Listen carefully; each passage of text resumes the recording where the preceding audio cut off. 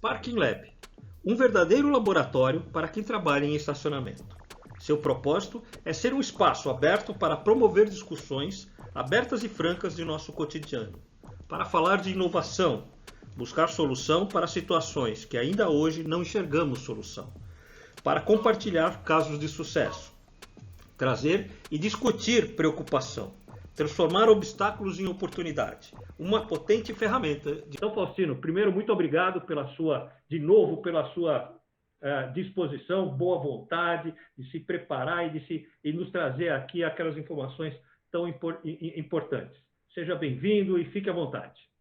Bom, obrigado. Mais uma vez eu agradeço o convite. É sempre um prazer participar dos eventos que subsidiam, oferecem a possibilidade de discussão de assuntos que estão aí na pauta do dia relacionados às melhores práticas voltadas ou direcionadas à operação e ao negócio de parking, né, ao business de estacionamento. Então, agradeço mais uma vez o convite.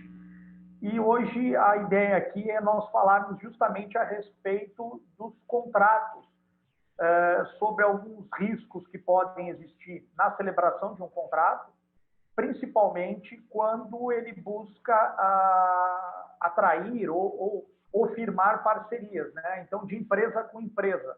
Então, a finalidade hoje aqui do nosso bate-papo, da apresentação, é nós falarmos sobre isso. Eu vou dividir em 3 grandes partes. Então, eu trouxe alguns slides, mas são 3 slides, onde nós iremos falar em linhas gerais sobre a importância dos contratos. Então, para que servem os contratos e as principais características dos contratos no mundo de hoje, no mundo atual, no mundo pós-pandemia ou dentro dessa pandemia. E aí nós temos alguns valores importantes relacionados aos contratos. O outro slide onde nós falaremos sobre pontos de atenção. E no último slide, pontos de atenção plus, ou seja, mais pontos de atenção, que são questões que estão pujantes aí na discussão, são atuais e que demandam bastante atenção na hora de celebrar contratos e buscar parcerias no negócio de parque. Então, a apresentação basicamente está dividida assim. Eu vou compartilhar com vocês aqui a minha tela, que já está aqui. Então, o objetivo é a gente falar justamente dos contratos nessas parcerias. Então, presume-se aí, pelo menos no início, a relação de empresas ou de negócios para trazer para dentro do estacionamento e como que isso pode ser feito, dando a proteção, garantias, atribuindo responsabilidades nas partes que vão celebrar essa parceria. Então, nós teremos parceiros, mas essa parceria deve ser formalizada no mundo de hoje, até pela natureza das relações jurídicas. É importante a gente ter um negócio jurídico exteriorizado no mundo real e gerando frutos, resultados para as partes, mas isso estando previsto, estando amarrado dentro de algum documento. Esse documento é o contrato. O contrato, no mundo atual, no mundo de hoje, é o instrumento fundamental que vai possibilitar a celebração dessas parcerias, quer seja sob o ponto de vista de aplicações de uso tecnológico, então naquela ideia do estacionamento 4.0, quer seja em parcerias que vão relacionar-se à própria prestação do serviço, e aí a concepção da atividade de estacionamento também, então vai ser necessário, ou até mesmo a alocação de um espaço para eu poder colocar um estacionamento. Em qualquer uma das possibilidades ou vertentes de negócio, nós teremos que ter um contrato ali. Como está na sinopse, como o Aurélio falou, o bom contrato é aquele que a gente não precisa usar. Ou seja, que essa parceria, esse negócio jurídico estabelecido entre as partes, ele seja feito, ele transcorra de uma forma natural. Então, ele só é visto em 2 momentos. O primeiro é na assinatura e o depois é só nas renovações ou nos aditivos, né? Então, é um contrato, a ideia é de que o contrato seja celebrado para ser duradouro e que não seja necessário revisitá-lo, visitá-lo, para rever cláusulas, principalmente pelo descumprimento desse contrato. Então, esse contrato vai prever obrigações, os contratos de parceria, e pelo próprio termo, ele vai exigir prestações de ambos os lados, então podem ter 2 parceiros, 3 parceiros, 4 parceiros, e ele vai presumir que existam obrigações recíprocas entre esses parceiros, para um atingimento de uma finalidade comum. Se eu, por exemplo, loco um espaço para alguém realizar uma atividade, vai ter uma finalidade comum. Qual é? De obtenção de lucro, de rentabilidade para ambos os lados. Aquele que está alocando espaço para estabelecer o seu negócio, no meu espaço que eu estou alocando para receber um valor. Então, se esse contrato é rentável, se essa prestação de serviço que está utilizando de locação do meu espaço for boa, ela é boa para todo mundo. Então, essa revisitação do contrato ela só é saudável quando é para um reajuste, um aditivo, ou uma verificação de uma situação anômala que aconteça no curso do contrato, como, por exemplo, uma revisitação para revisão de cláusulas por conta de uma pandemia. Então, foi muito comum nesse ano, pós-março de 2020 até os tempos atuais, nós temos revisitação de contratos para rever valores, percentuais de reajuste, índices de reajuste, discussão, ou colocava em GPM, agora se discute se é IPCA, se não é. Então, por conta de questões não previstas.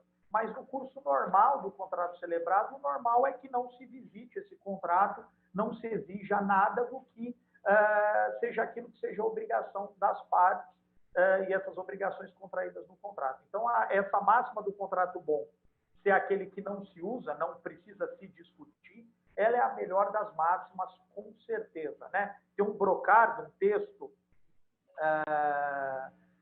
na verdade, uma frase em latim que fala pacta sunt servanda, é a máxima dos contratos que fala que o pacto vincula as partes. Né? Então, quando a gente celebra um contrato, é porque aquele contrato, aquele pacto já vinculou as partes, e a ideia é que ele transcorra de forma normal, só sendo revisitado por questões muito excepcionais, muito anômalas.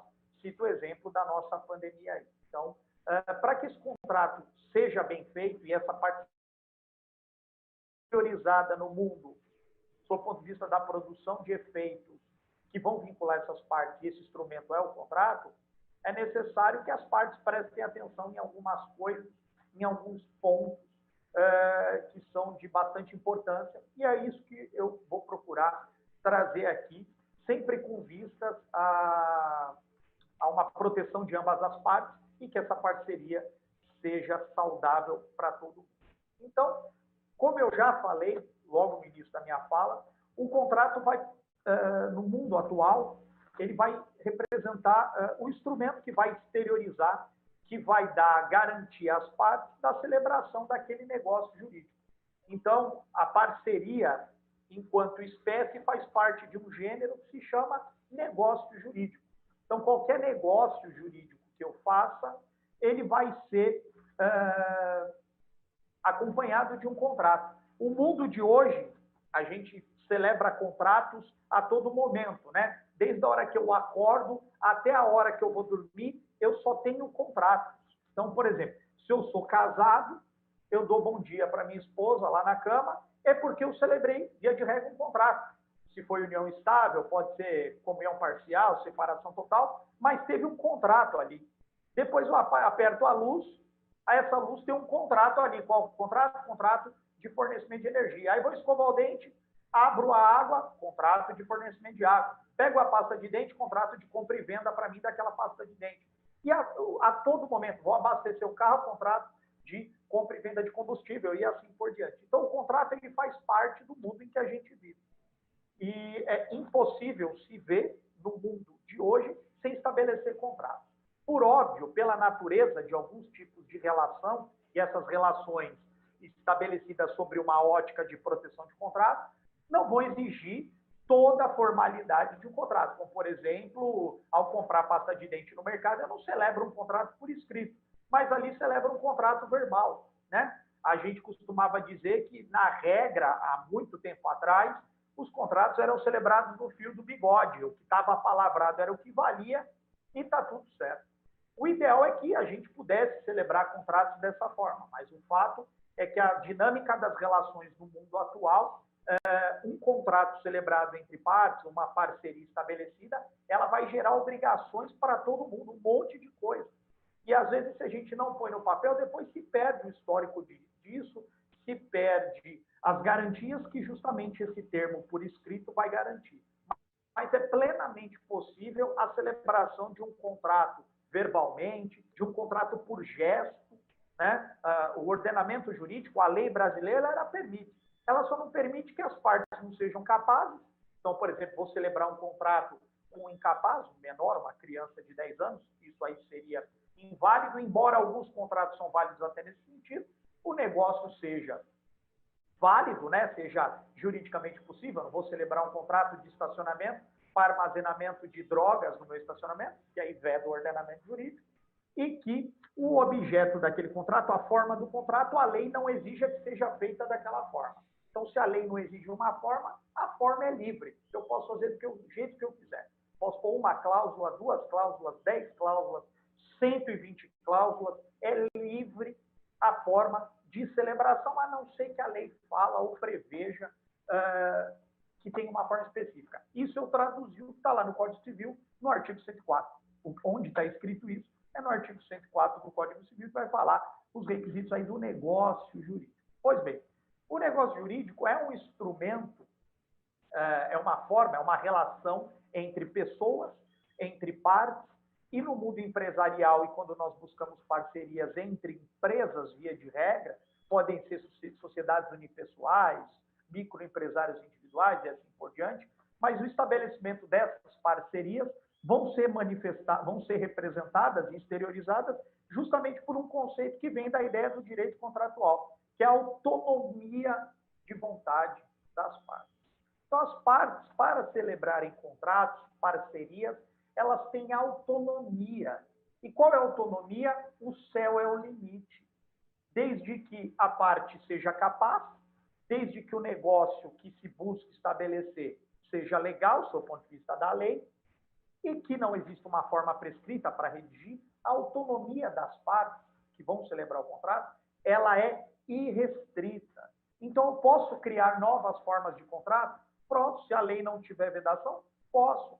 Então, eu costumo dizer que quando a gente discute o universo 4.0, o universo disruptivo ou o mundo das mudanças, né, é importante a gente ter isso em mente. Em regra, qualquer tipo de negócio jurídico é possível, a não ser que exista vedação no ordenamento jurídico.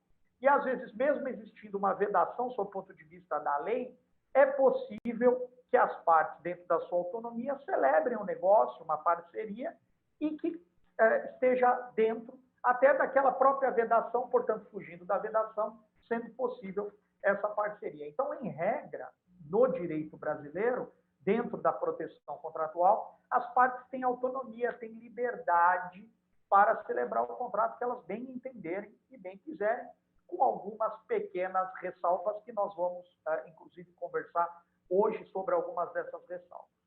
O segundo ponto em relação à importância do contrato é que o contrato nada mais é do que o instrumento que vai vincular as partes aos termos daquilo que está no contrato. Vocês podem falar, pô, Faustino, isso aí está óbvio.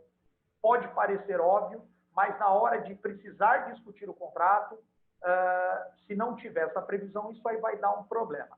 No Código de Processo Civil novo, uma lei nova no Brasil, que entrou em vigor aí, ela é de 2015, o Código de Processo Civil, ele vai elevar o contrato a um status importante, porque o contrato devidamente assinado, com 2 testemunhas, eu posso até executá-lo já direto, eu não preciso discutir as cláusulas daquele contrato, se ele tiver com todos os requisitos preenchidos. Então, ao celebrar um contrato, ao redigir um contrato, ler um contrato, assinar e se comprometer com aquele contrato, aquilo lá vincula as partes ao seu cumprimento. Por óbvio que as cláusulas devem guardar a relação com alguns valores, e esses valores não cabem negociação entre as partes. Um desses valores, que vem no nosso Código Civil lá em 2002, é a boa-fé objetiva. O que é a boa-fé objetiva? É um dever das partes, ao celebrar um contrato, naturalmente, um dever de probidade, de boa-fé, e que suplanta até a própria vontade da celebração do contrato. É uma boa-fé que se presume. Eu não olho a intenção de quem está celebrando o contrato. Eu presumo que, se estamos celebrando um contrato, nós estamos de boa-fé. Vou dar um exemplo. Eu vou fazer uma locação, eu tenho um terreno, eu vou fazer uma locação desse terreno para uma parte explorar aquele terreno como estacionamento. Só que aquele meu terreno ele está embargado pela prefeitura, porque lá é uma área de aterro e está tendo vazamento de gases e eu não posso dar destinação àquilo.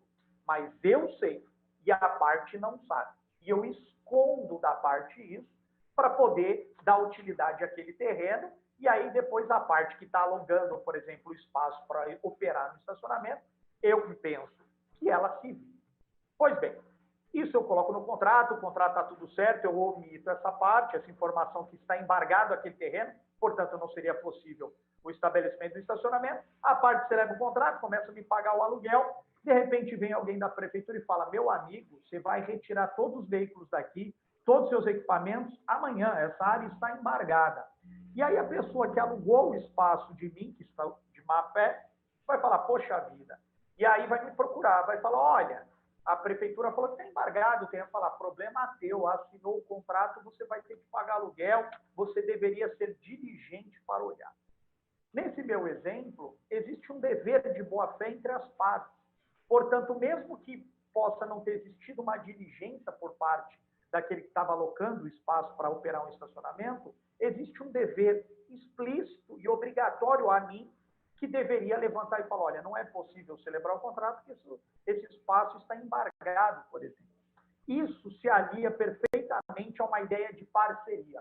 Quando nós falamos o conceito de parceria ou estabelecimento de parcerias, o primeiro pressuposto de uma parceria, sob o ponto de vista do contrato, é uma ideia de boa-fé objetiva. O que é boa-fé objetiva? Só é bom quando é bom para todo mundo. Então, a ideia de parceria, ela vem numa previsão legal, ela está contida no Código Civil. E esse dever de boa-fé objetiva, junto com alguns outros deveres, e isso são cláusulas inegociáveis, é impossível negociar isso. O dever de probidade, de honestidade, de justiça, ele é um dever previsto por lei. Um contrato que não tem boa-fé objetiva por alguma das partes, ele é nulo, pelo menos naquela cláusula, ou pode ser nulo na sua totalidade. Então, a ideia de parceria, ela guarda relação com a ideia de boa-fé objetiva. Ou seja, a música, a dança só é boa quando a música toca para todo mundo. Então, quando existe uma desproporção ou uma intenção desproporcional, eu posso até não exteriorizar, mas já tenho uma intenção de prejudicar outra parte na celebração do contrato, eu estou ferindo um dever de boa-fé objetiva e aí eu contraria uma ideia de parceria. O meu parceiro é aquele que, junto comigo, na consecução de uma atividade, buscará ter o êxito, ter o lucro, ter uma rentabilidade, mas de uma forma que seja adequado para todos. Portanto, isso vai guardar uma relação com uma ideia de boa-fé objetiva. E um outro ponto...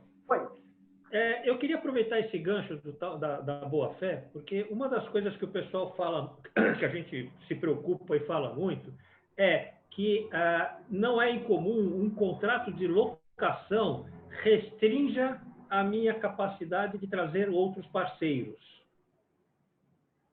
Eu preciso tomar esse cuidado ao fazer o contrato com o locador, não? Sim, isso aí eu vou tratar, inclusive, lá. Então tá bom. Obrigado. Vou falar, inclusive, de subcontratação, sublocação e assim por diante. Bacana. Tá? Então toca. Vamos lá. E a última questão da importância é justamente a formalização do negócio.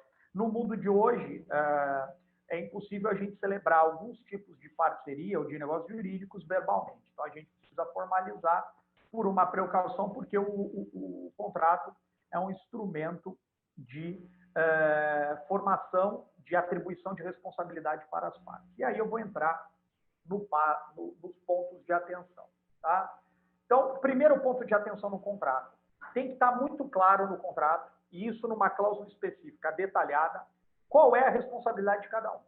Então, às vezes a gente vê muitos contratos que tem uma cláusula, um parágrafo sucinto o contratante é responsável por cumprir o contrato, a contratada é responsável. Não.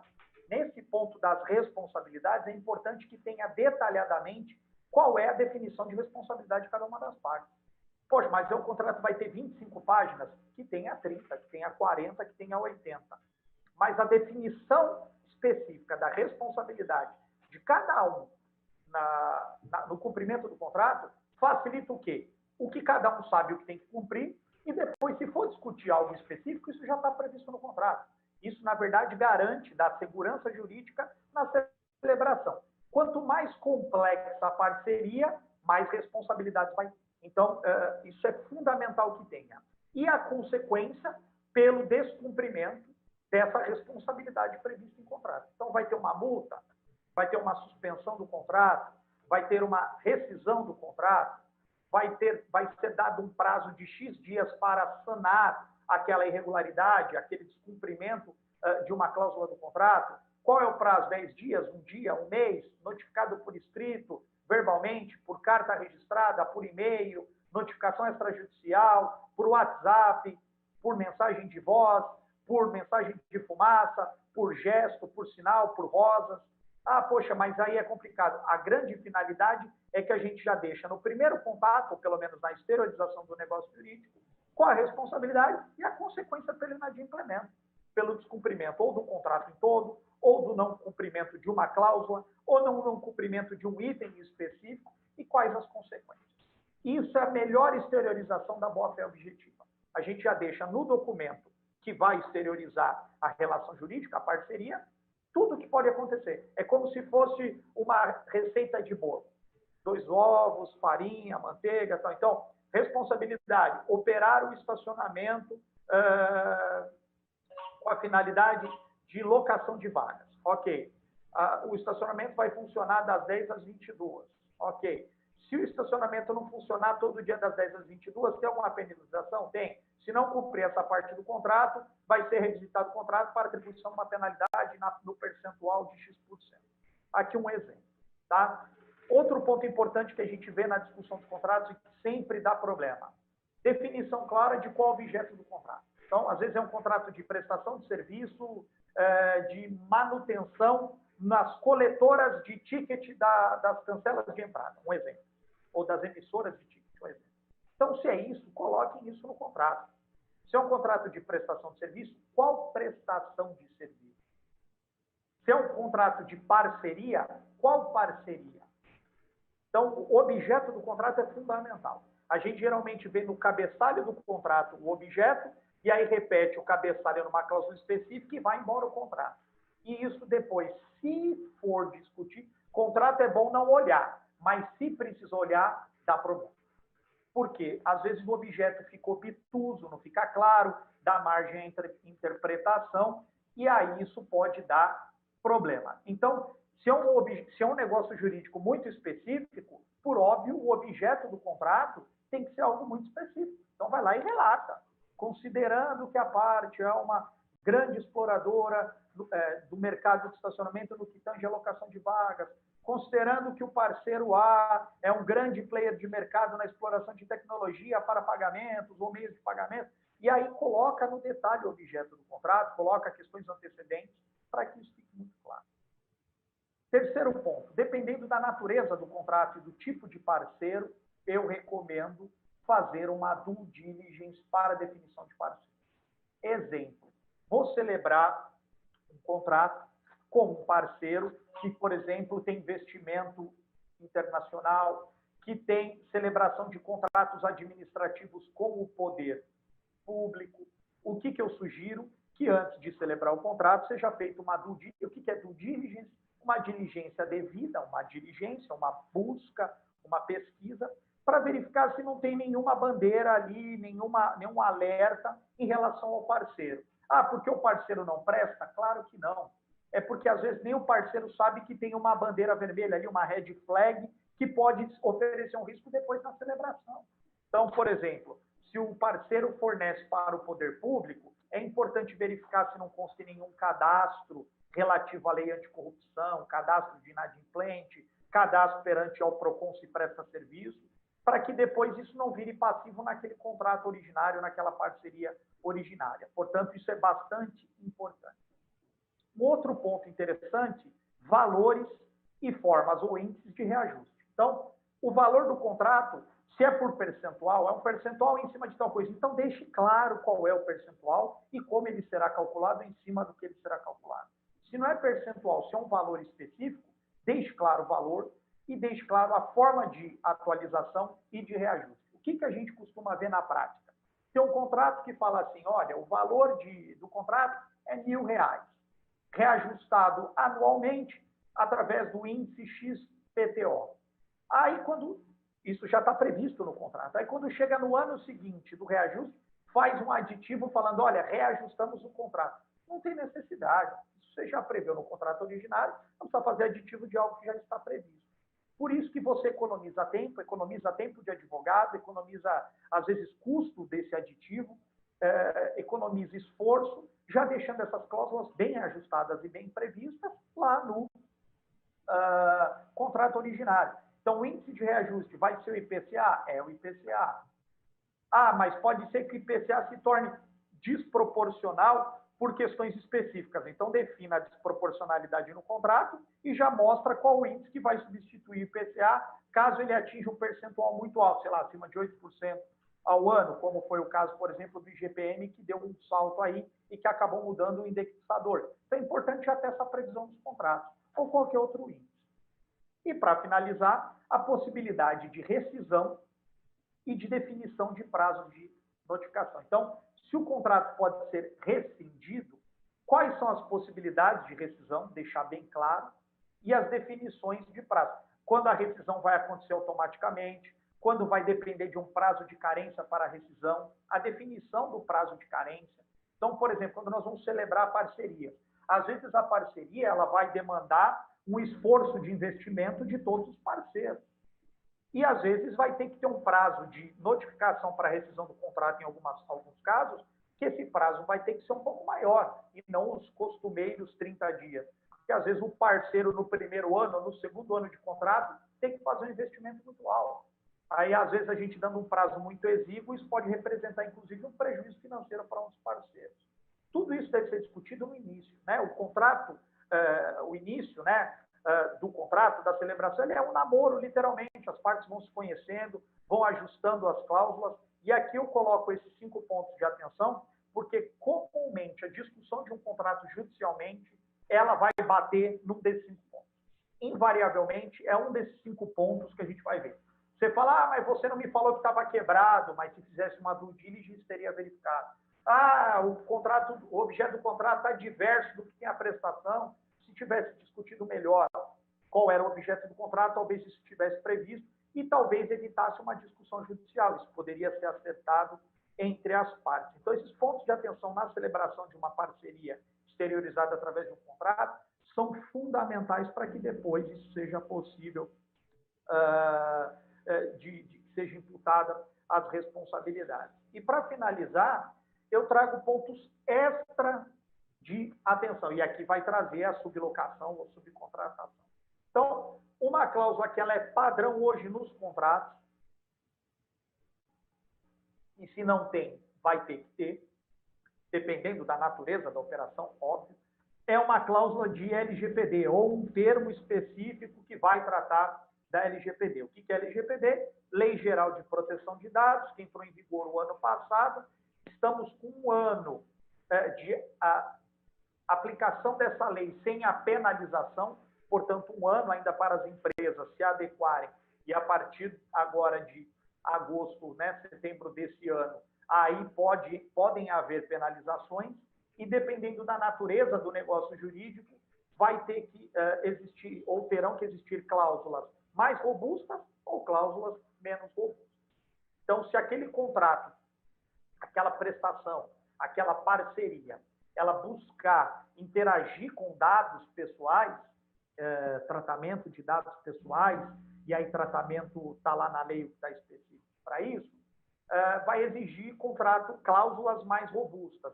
E aí você fala, pô, Faustino, mas tem que ter porque essas cláusulas elas podem servir de mitigação no caso de um ferimento de dados ou de direitos de um titular de dados. E a penalização, no caso da LGPD, ela é bastante alta. Então, isso obrigatoriamente tem que estabelecer regras no contrato de como serão tratados esses dados, as responsabilidades, quem é o controlador, quem é o operador, como isso vai ser dado, a transparência, forma de coleta do consentimento desses titulares, caso tenha um vazamento, caso seja acionado judicialmente, como isso vai ser tratado, porque isso pode imputar responsabilidade. Só para falar de LGPD, hoje nós tivemos a publicação da decisão daquele caso da linha amarela que captava a imagem das pessoas num totem para verificar comportamento e aquilo foi feito sem consentimento das partes. Hoje saiu a decisão, uma parte da decisão, condenando o Metrolin Amarela a um pagamento de um valor X a título de danos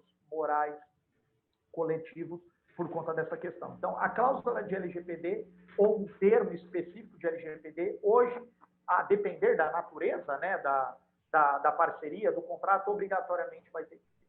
Uma outra cláusula específica é uma cláusula de compliance geral, e aí relacionada a políticas ou condutas anticorrupção, e ela vai guardar relação com uma lei específica, que é a 12846 lá de 2014, que é a lei anticorrupção, e que vai estabelecer um dever de probidade, principalmente no relacionamento entre as partes, e aí não está nessa lei, e principalmente no relacionamento com os órgãos públicos, vinculando as partes a um dever de probidade e de postura relacionado ao BOF objetiva que eu falei lá no início da minha fala, nessa cláusula de compliance. Então, cláusula de LGPD e cláusula de compliance, elas são obrigatórias hoje nos contratos, para justamente evidenciar essa boa-fé, essa natureza do contrato.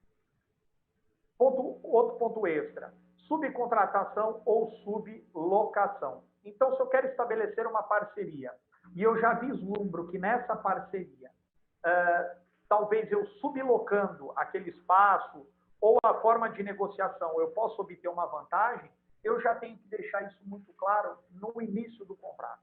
Eu vou subcontratar uma outra empresa ou eu vou sublocar um espaço, isso deve estar previsto no contrato inicial. E quais são as consequências da sublocação, se autorizada? Então, vai ser sublocado? Vai. Mas o responsável é você, que é o sublocador.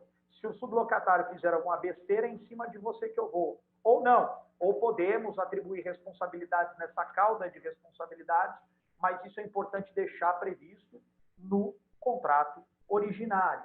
A gente vê muitas vezes contratos que não autorizam sublocação e que aí uma das partes vai e subloca, ocorrem danos e aí depois fica uma discussão infindável para atribuição de responsabilidade. E na regra, se no contrato não tem a previsão da sublocação, quem vai pagar a conta é aquele que celebrou inicialmente o contrato. Então, é importante ter a previsão, né? Eu não sei se sua pergunta era nesse sentido, Aurélio, mas é importante isso estar muito bem desenhado no contrato original, justamente no contrato originário, né, no contrato inicial, para que seja verificada a extensão dessa sublocação ou subcontratação. Me diz uma coisa, Faustino, o ideal seria ter uma cláusula específica dizendo que ele permite a sublocação de parte e defina as características e a forma com que essa sublocação vai acontecer, não? Tanto para sim quanto para não. Eu, quando faço contrato e tem a previsão de sublocação, abro um tópico, uma cláusula da sublocação ou da subcontratação. E aí você fala, o objeto desse contrato, do presente contrato, é impossibilidade de fazer parte de contratos de sublocação ou o serviço de prestação é impossível de ser subcontratado, já deixa bem claro lá. Por quê? Porque depois, se for discutir isso, já está bem claro lá que não podia ou que podia, entendeu?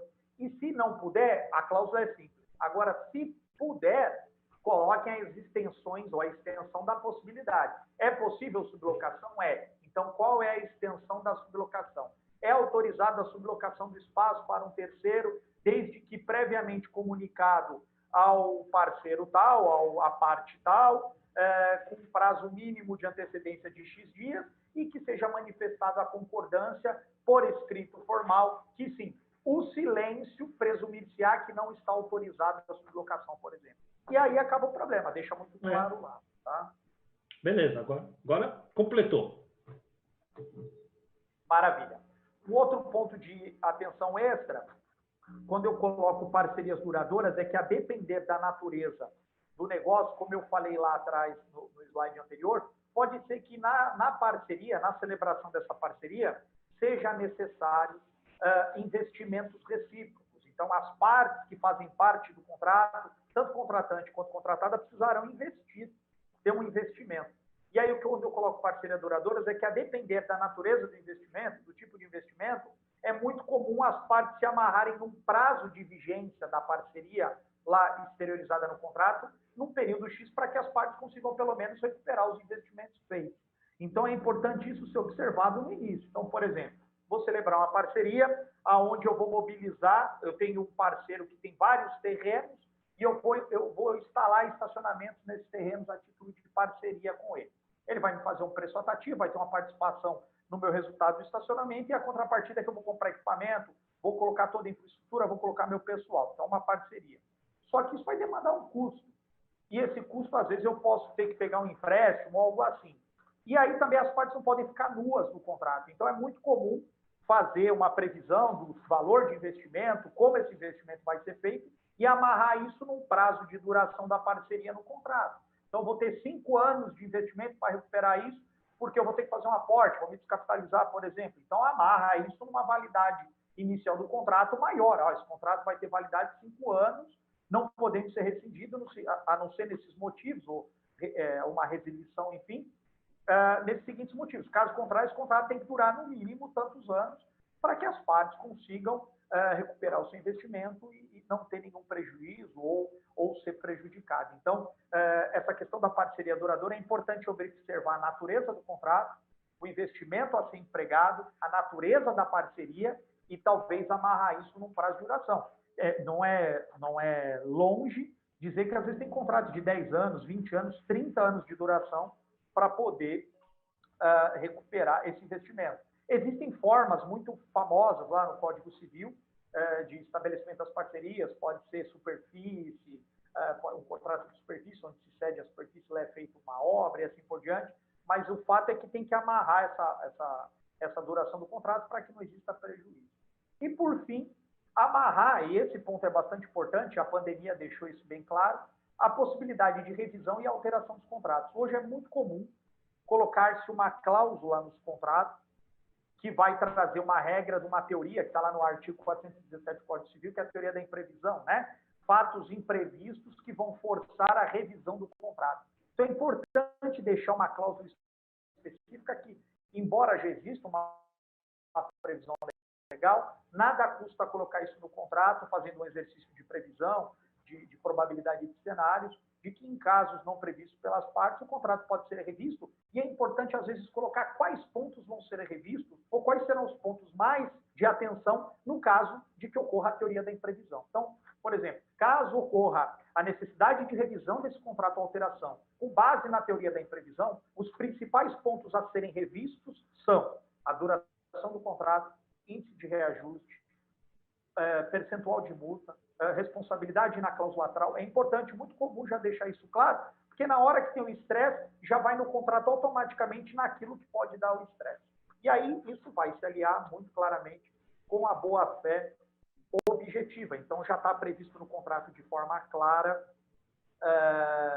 a possibilidade de revisão e alteração, principalmente quando nós falarmos da imprevisão, da questão de fatos alheios à vontade das partes, dos parceiros, e que vai forçar a revisão daquele contrato, porque as prestações se tornaram desproporcionais por conta justamente desse fato.